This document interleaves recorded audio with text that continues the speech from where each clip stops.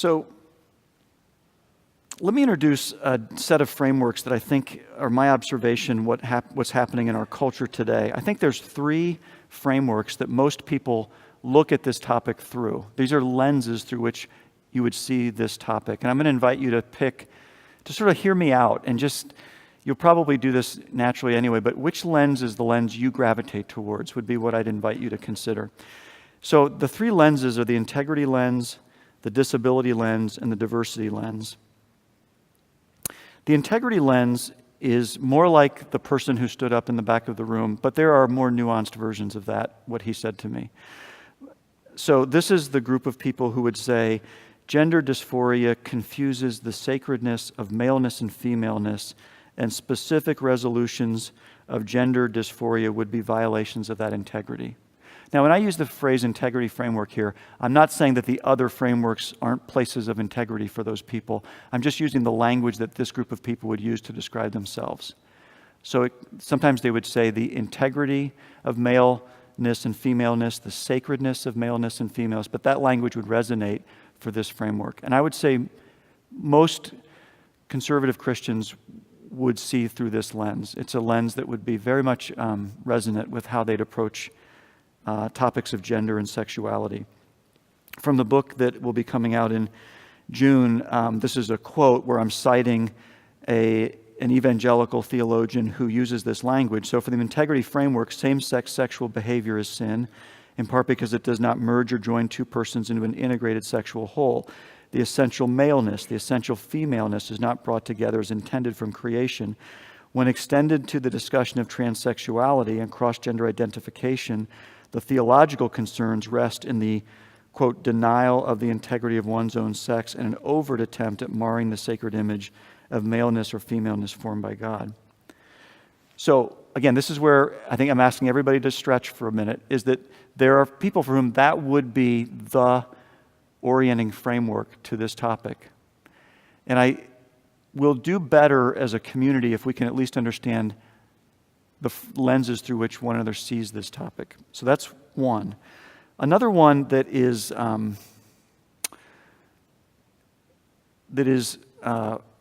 some appeal is called a disability framework. It identifies sexual identity issues and gender dysphoria as reflections of a fallen world in which the concerns are more like a disability, a non-moral reality to be addressed with compassion. Now, to somebody who's in the next framework, both of these are maybe equally dissatisfying. They just take a different expression. But there are many Christians who are open to more of a disability understanding, that things are not the way they're supposed to be, to quote Neil Plantinga Jr., kind of a fallen world in which we live. But the person's not morally responsible for their gender dysphoria. They find themselves with this. And so we want to talk about it in a way that pulls compassion from us for pastoral care. This would appeal to those groups. So let me read a quote. It's one of the few quotes I have that illustrates the disability framework, but it's about sexual identity, not gender dysphoria. So we'll have to do a little bit of a mental gymnastics here to connect the dots. And this person is a celibate gay Christian who was talking to me about what it means for her to use the word gay in her life. And she took me out of the gay debates into the deaf debates to explain this to me. Now, I honestly didn't know there was a deaf debate, so this was helpful to me on many levels, but this is what this looked like. She said, in the world of hearing loss, you have those who are deaf and those who are deaf. These two groups are well distinguished and identified. Anyone who uses capital D deaf knows she's referring to something more than small d deaf. People who are deaf comprise a culture. They do not see themselves as having a disability. Instead, they see themselves as a people group with their own language and culture. On the one hand, those who are deaf do not see their hearing loss as an identity. Instead, they see it as a disability or medical condition. This group is more likely to be oral. They often undergo intensive training to lip read and use their voice to communicate instead of sign language. Some might also seek a cochlear implant. When they say I am deaf, they're not saying I am deaf with a capital D. At times, there's contention between the groups because of a conflict in how each group understands its experience of hearing loss. For example, those who are deaf see cochlear implants as threatening and extreme offense. They don't believe anything needs to be fixed. They celebrate their identity as deaf. So from a disability framework, this would be like the group of people who would see gender dysphoria as like just a reflection of a fallen world in which we live. This is how this gay Christian sees her same-sex sexuality. Now, there's many other gay Christians who would not see it that way, but in the spirit of seeing through the eyes of the other, I want you to at least appreciate that she, being a person who is a sexual minority, says of herself, I see this more as a disability. There are those who would approach gender dysphoria through that lens, a non-moral reality, a reflection of a fallen world. It draws compassion from me, that kind of posture. Okay, now the third framework is by far the most widely used framework within our culture today, and it's the diversity framework.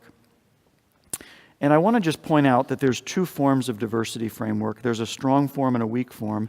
And the strong form is, I see more in academic circles, with people who follow Foucault and Judith Butler, and it's more the deconstruction of sex as an oppressive authority that you have to deconstruct. And biological sex, let alone gender roles and assumptions, all are subject to deconstruction. And so when a church, when a religious institution draws on that as a way of organizing understanding of the world, they're drawing on a grand narrative that is deeply offensive and dominating in the person's life. A weak form of the diversity framework simply highlights sexual identity and gender identity as reflecting an identity and a culture to be celebrated as an expression of diversity. By far, the vast majority of transgender and transsexual and gender dysphoric people I know live in the weak form of the diversity framework. They are not trying to deconstruct sex and see it as an authority that's, the fact that a gender dysphoric person cross-gender identifies tells you they value sex differences. It's that they don't connect with the biological sex that they were born as. So they're not trying to deconstruct anything. They're trying to tell you, I'm in an impossible situation. So I think to respond to a person out of a diversity framework as though they're doing this active deconstruction would not be very helpful. You'd probably be speaking past that average person talking to you about this. So I just have Judith Butler here. I don't know that we need to read this quote, but it was, for Judith Butler, it is the idea that both sex and gender are essentially the same thing. There's not a distinction here, and these are sources of authority to be deconstructed. They are culturally constructed experiences. Okay, so those are the three frameworks. What I argue for is an integrated framework that draws on the best of the three frameworks that exist right now. So as a Christian, I want to invite you to think about first, which framework did you gravitate towards? Can you at least appreciate the lenses through which other people would see this? And then would you see any value in any of the other frameworks? And the reason I do this is, first of all, we are in a cultural war where everybody is using sound bites to shore up their position and put the other person down. And there are real casualties. So I want to avoid speaking past one another. There was a great Barbara Walters special where she's been tracking the life of Jazz, who was born male and has transitioned and cross-gender identified as female. She started interviewing Jazz at around age 7, went back at 11, and now interviewed her in her adolescence. And in one of the interviews, I think when she was 11, she sits down with Jazz and with her sister and brothers and is just talking to them and says, what do you explain to people about your sister? Says to the siblings. And the older sister pipes up and says, look, I tell people it's a disorder and it's not by her choice. Well, Barbara Walters is no spring chicken. She says, well, Jazz, what's it like to hear your sister talk about you that way? And Jazz says, personally, I don't like that word very much, disorder. I prefer special or unique because that's what I believe transgender is. So here we are in the same family. The sister is using a disability framework to talk with her peer group in the hopes that her peer group would demonstrate compassion for her sister. Jazz finds that unfulfilling personally because this is about finding meaning-making structures for identity and community in her life. And to be called a disorder is not life-giving for Jazz, right? So now this is a family that loves each other, and they could potentially speak past one another using different frameworks. How much more in the diverse views in the body of Christ, let alone the cultural discussions in this area? So one of the reasons why I use this framework is to avoid speaking past each other. Another is what I've already asked you to do, which is to facilitate what psychologists call cognitive complexity and perspective taking, being able to see through the eyes of the other in this situation. And obviously, ultimately, to draw on the best that each framework can bring to the table. So I'll just unpack a thought about this and then I'll move on. But I think from the integrity framework, I think it does give us pause when we do consider the most invasive procedures. It doesn't mean you wouldn't consider them. They wouldn't be on the table. I'm just saying it would give us pause, and we would seek wisdom and maturity in light of Christian view of sex and gender. We would at least want to have that discussion in the faith community. But I'd also want to draw on the disability framework because I think it is the best at pulling forth compassion and empathy. And these are qualities I see in Christians every day, but they often don't come to the foreground when we enter into this discussion. And that could be useful here. How do I help someone manage their dysphoria? And sometimes I talk about it in the least invasive ways. I know that others would not like that language, and I want to be respectful to that, but that has been helpful for people looking at it, trying to provide shepherding and care when it's not their own experience.